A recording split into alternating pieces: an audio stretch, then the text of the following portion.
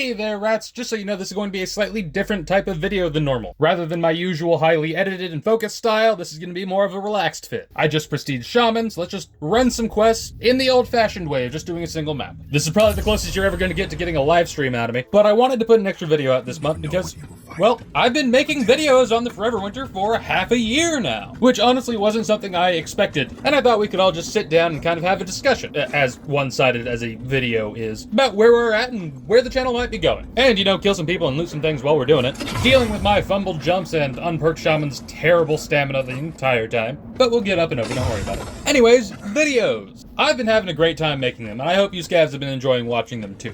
And just to head off some concerns, because I know how our community can be sometimes, this is not a I'm leaving the Forever Winter video update. Not even close. I happen to still love this game a lot. And hold on, I'll just chuck a grenade. Though I have been considering branching out a little bit. If you've been watching the short form content, you probably already know that I have already branched out, since I've already done a bit of real-life gun content, as well as some Dwarf Fortress, which some of you may have already noticed the Dwarf Fortress soundtrack popping up a lot in my videos. I play more Dwarf Fort than I do Forever Winter. It's probably my most played game. Although I don't think I'm really going to start doing long-form Dwarf Fortress content, just because there's already a lot of people doing it. Like, you've already got Blind and Icon if you need tutorials, and Krug Smash if you want, like, story stuff. But for the Forever Winter, the only really, like, decent YouTuber that I found was Kilpo.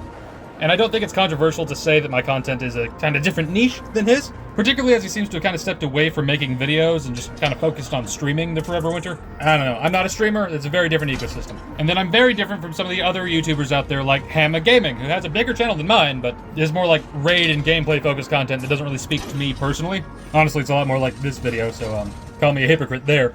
Which isn't just to say I hate lower effort content. Willing back to Kilpo, I think his patch note videos are a great service to the community, and it's kind of a shame that he stopped doing them. I have been considering doing my own, but I also don't want to step on his toes, because Kilpo's the reason why I got into this game. And oh shit, HK's already.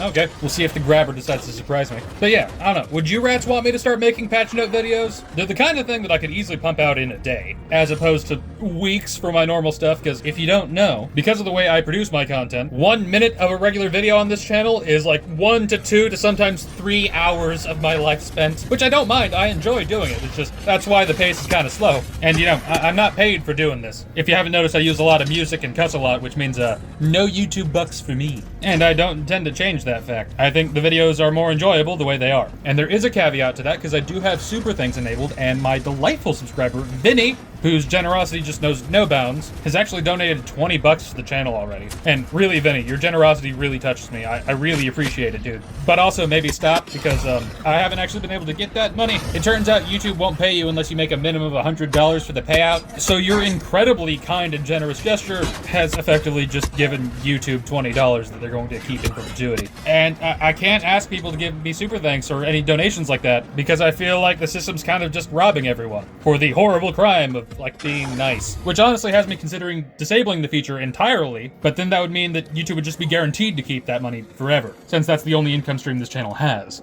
And because I know someone's going to bring it up in the comments, yes, I have considered the Patreon route. I don't know, I don't want to feel like I'm fleecing you rats. Like, I know we're all broke out here, and games are supposed to be fun, and it feels like trying to monetize it ruins that. It's supposed to be escapism. Like, everyone's got shit going on in their lives, right? So I don't want to be out here bringing everyone further down. It's the same reason why I try to keep my videos all very positive, because I know for a fact that if I came out with a video that's just like, everything wrong with the Forever Winter, that would get a ton of traction, just because that's how YouTube and everything works. And maybe that'd be worth doing to bring people in, but I'm not so delusional to think that even if I was super positive and tried to like reinforce my criticisms with solutions, that one, anyone at Fundog would ever see it, so it couldn't change anything, and that means it's not constructive criticism, it's just bitching to a crowd. Or that two, it would be anything other than me coping for using negativity for my own personal gain, which just isn't the vibe I want to put out there, you know?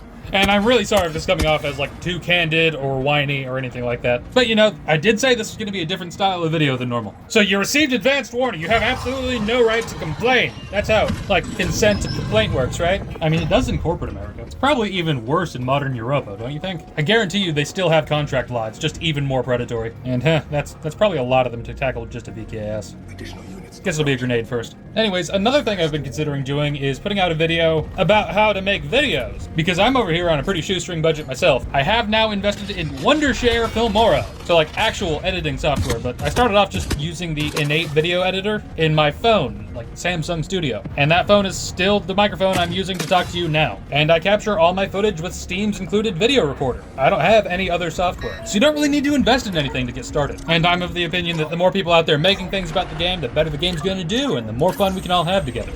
Which is also why, if I did branch out and do some videos on other games, I wouldn't make them into a dedicated series like I've done with the Forever Winter. It'd probably just be like one-off reviews. Invested and detailed ones. Be some like ratchet-ass budget schmandalore.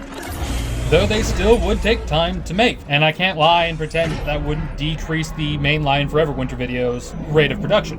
Speaking of that rate of production, I actually have it pretty well, like, pegged out nowadays. I know it's about one a month, and I have a loose schedule about which videos are going to be coming out in which order. Trust me, I have enough videos planned to go for at least another year, which honestly increases with each update, so maybe a lot more than that. Which is how I can tell you right now, for anyone interested, that the next video is going to be a mod spotlight. For one very specific mod in particular, whose creator reached out to me before they released it like a month and a half ago. But I did tell them that it would be mid-February when I'd get started on it. So Megan, if you're watching, again, I gave you advanced warning. You can't complain.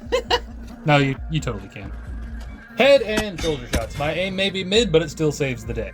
Turns out the R8 is great for cyber dandruff. And speaking of the R8, it's going to be in the video after the next one, where I'm going to do a deep guide into all the pistols in the game. And then I'll probably have a few asides in it talking about actual firearms handling, because handguns are hard, man. You need to know a lot before you get into them. Like little things that people don't talk about, like how to raise your gun at the right angle so you can catch your eye on the front sight rather than be blocked by the rear, or how your grip force should be focused on your pinky and ring finger rather than the middle finger, because that just creates an axis for the gun to tip. You know, little things that people who don't know guns don't know. Because I find that kind of content interesting, at least, and it's something that's very easy for me to ramble on about. I do yap a lot in these videos anyway, so when it's a subject that I'm kind of already invested in, it's extra easy. Which is a tip for anyone trying to make videos as well.